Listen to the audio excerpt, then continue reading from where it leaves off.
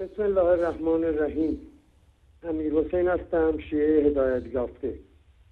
زهر است عطای خلق هرچند که دوا باشد، حاجت ز که می‌خواهی جایی که خدا باشد. آقای محمد از یزد که هر از چندگاهی مطالبی را عنوان می‌کند که برگرفته از تفاسیر غلط و بر مبنای هوا و هوس آخوندهای مشرک با آن مغزهای کوچک و عمامه‌های سفید و سیاه بزرگ می باشد، در رابطه با آیه 55 سوره مائده انما ولیکم الله و رسوله الی آخر خدمت این آقای محمد از یزد عرض می کنم که در این آیه خداوند از جمع در زبان عربی بیان فرموده استفاده شده، به جای الذی که مفرد است الذین به کار رفته و مورد زکات هم همینطور و راکعون هم همینطور جمع می باشد. بنابراین شامل یک نفر نمی باشد که می‌خواهید به زعم خودتان ثابت کنید که در مورد فقط حضرت علی می باشد. در آنجا خداوند هشدار می‌دهد به مسلمان‌ها در آیه بعدیش که اگر مرتد شوید به جای شما قومی را که قوم معنی گروه کثیر یا ملت معنی می‌دهد می‌آورد و جایگزین می‌کند که خدا آنها را دوست دارد و آنها هم خداوند را دوست دارند. و در انتها می‌فرماید و حزب الله هم الغالبون که آنها پیروزند، که باز هم با تفسیر به رأی شما شیعه زده و آخوندهای منحرف مشرک سازگاری ندارد، چون هیچ یک از امامان شما پیروز و غالب نبودند و آخری هم که فعلا در چاه جمکران منتظر است تا از بین 300,000 آخوند مؤمن به امام زمان 313 نفر را پیدا کند تا ظهور نماید. مردم شیعه عادی که مورد نظر امام زمان نیستند، چون آنها ایمان کافی ندارند، از عوامند. آیا از این 300,000 آخوند و طلبه و حجت الاسلام و ثقة الاسلام و شیخ الاسلام و آیت الله و آیت الله العظما که شیعه های خاص هستند 313 نفر پیدا نمی شود؟ در خاتمه عرض می کنم که قرآن کتاب نور است و هدایت، نه کتاب رمز و اسطرلاب که شما بخواهید از لابلای آیات آن چیزی را به نفع خودتان تفسیر کنید که مثلا تین و زیتون یعنی حسن و حسین، عروة الوثقی یعنی حضرت علی، لؤلؤ و مرجان حسن و حسین.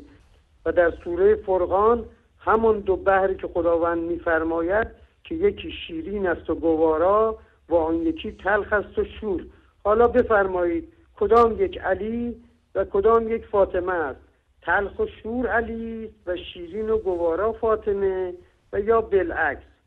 قرآن معجزه پیامبر اسلام و کلام خداوند است که برای هدایت مردم بر پیامبرش وحی شده و تعلیم دهنده آن هم رسول گرامی است که یا زکیهم و یعلمهم الکتاب و الحکمه. و اگر میگویید حضرت علی علم غیب میدانسته و از حال آینده و گذشته خبر داشته، پس چرا به پیامبر نگفت که غزوه احد غافلگیر میشوند و شکست میخورند و حمزه سید الشهدا شهید میشود؟ آیا حضرت علی به تنهایی به قلعه خیبر حمله کرد یا اینکه مسلمان‌ها هم همراه وی بودند؟ اگر حضرت علی غیب میدانست که شما مدعیان هستید و ایشان به جای پیامبر در زمان هجرت در بستر رسول الله خوابیدند و میدانست که دشمنان رسول آن شب حمله میکنند و ممکن است و حتما به شهادت میرسد، این که دیگر نامش شجاعت نیست، چون علم غیب دارد و میداند اتفاقی نمیافتد.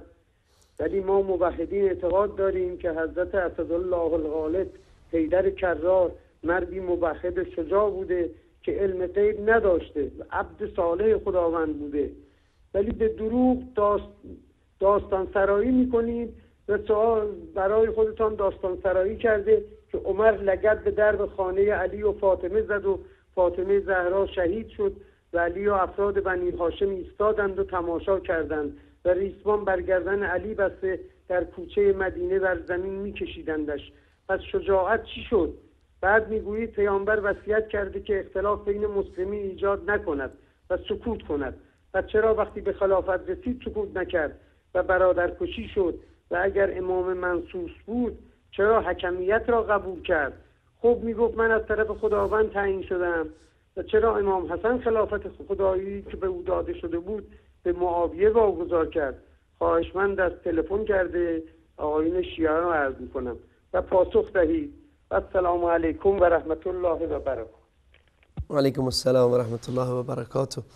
باز هم دورفشانی از برادر عزیزمون امیر حسین از بلژیک بود.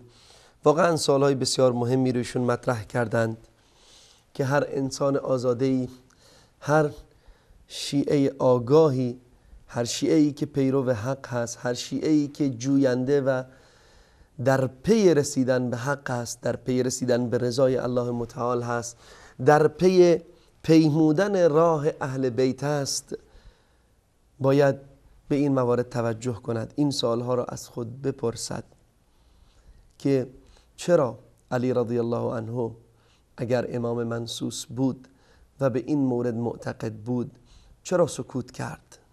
اگر واجب الهی برای او بود چرا سکوت کرد 20 و چند سال؟ و اگر مصلحت مسلمان ها برای او مهم بود چرا پس از این که خلیفه شد اما با معاویه ابن ابی سفیان اختلاف پیدا نمود چرا در آن زمان سکوت ننمود؟ آیا آن زمان مصلحت مسلمان ها در کار نبود؟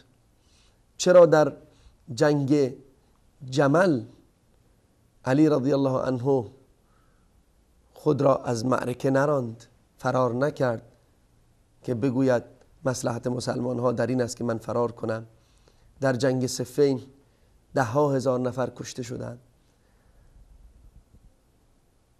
و همچنین در مورد امام حسن چرا صلح کرد با معاویه؟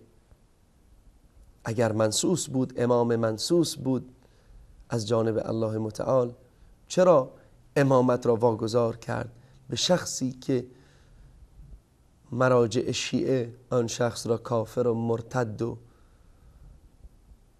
از دین خارج شده می نامند؟